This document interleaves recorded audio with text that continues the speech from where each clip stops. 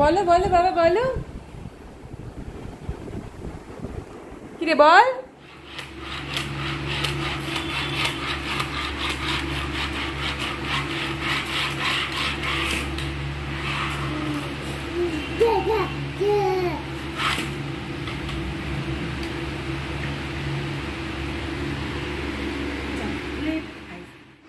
Hello বন্ধুরা, আমি তৈশী। আমার আরেকটা ছোট্ট মিনি ব্লগে তোমাদের সকলকে জানাই স্বাগত।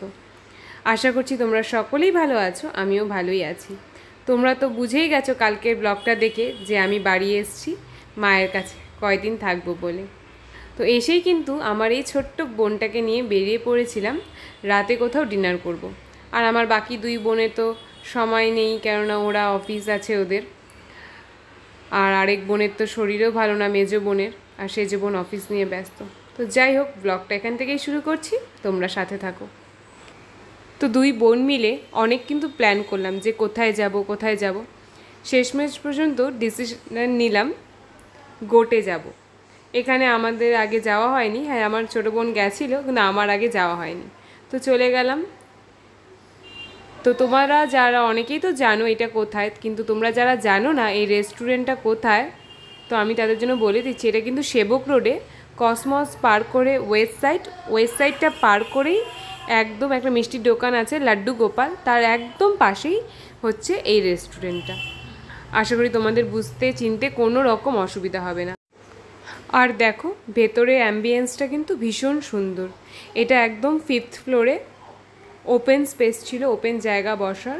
আর ইনডোরেও জায়গা আছে, আউটডোর ইনডোর দুটো মিলিয়েই। কিন্তু সেদিন না বৃষ্টি হচ্ছিল, তো আমরা কিন্তু বাইরে আর বসতে পারিনি, তোমরা দেখলেই বুঝতে পারবে।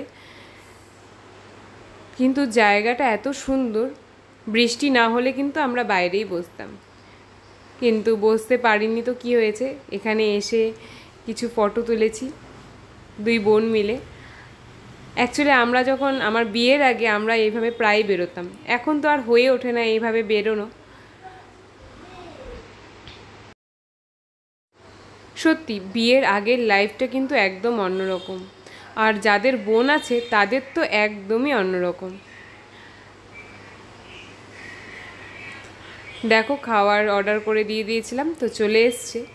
তো আমরা সেরকম বেশি কিছুই অর্ডার করিনি, নিয়ে নিয়েছিলাম একটা ফ্রেঞ্চ ফ্রাইস, একটা ভার্জিন মজিটো।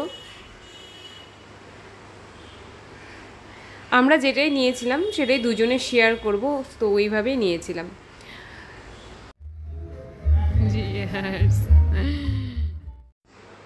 আর নিয়ে নিয়েছিলাম একটা মার্গারিটা চিজ পিৎজা, একদম সিম্পল কিন্তু খেতে খুবই টেস্ট ছিল। আমি এক্সপেকটেশন করিনি যে খেতে আমার এতটা ভালো লাগবে।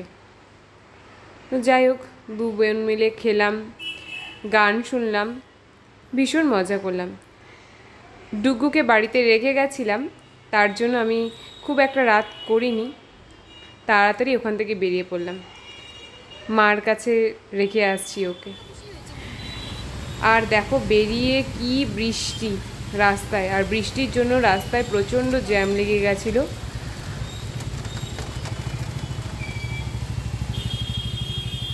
প্রচণ্ড বৃষ্টি হচ্ছিল।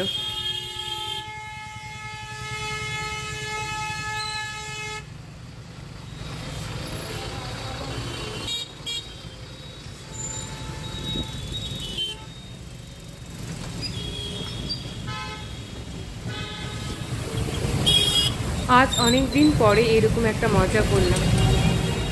চারজন মিলে বেরোলেই হয়তো ভীষণ ভালো লাগতো, কিন্তু আমার তো ছোটো দুই বোনের আরও কাজ থাকে, একজন অফিস, মানে দুজনেরই অফিস, ওই একমাত্র ফ্রি ছিল আজকে।